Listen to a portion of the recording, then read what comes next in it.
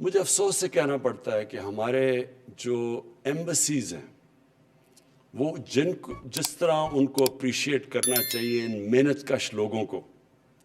جو خون پسینہ ایک کرتے ہیں، اور مجھے تو پتہ ہے کہ بیچارے کئی دفعہ 12 گھنٹے کام کرتے ہیں، ایکسٹرا شفٹس لگاتے ہیں، پیسے بچا کے اپنی فیملیز کو بھیجتے ہیں۔ مجھے پتہ چلا کہ سعودی عربیہ کے اندر ہماری ایمبسی نے جو ان کو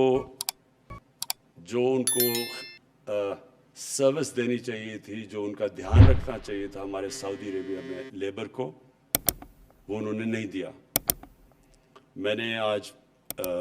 کل میں نے پوری اس کے اوپر فل سکیل انکوائری بنائی ہے،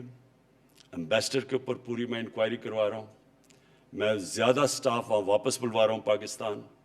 اور جب یہ انکوائری کے رزلٹس آئیں گے تو جو ذمہ دار ہیں جنہوں نے مس ٹریٹ کیا ہمارے لیبر کو اور جو ان کا کام ہے سب سے بڑا، ان سب کے خلاف میں ایکشن لوں گا۔ ایک ہم ان کی مثال بنائیں گے کہ یہ ان کا جو سب سے بڑا کام ہے ان کی مدد کرنا، بجائے مدد کرنے کے مجھے یہ بھی رپورٹس آئی ہیں کہ ان سے پیسے لیے جاتے تھے۔ تو یہ میں آج صرف اس لیے کہہ رہا ہوں کہ اس میں پوری انویسٹیگیشن اب ہو رہی ہے، بڑی ہائی پاورڈ انویسٹیگیشن ہو رہی ہے، اور جن لوگوں نے ہماری لیبر کو سے ایکسٹارٹ کیا، مسٹریٹ کیا، اپنا کام نہیں کیا، ان کے اوپر ہم ایک مثالی سزائیں دیں گے ان کو۔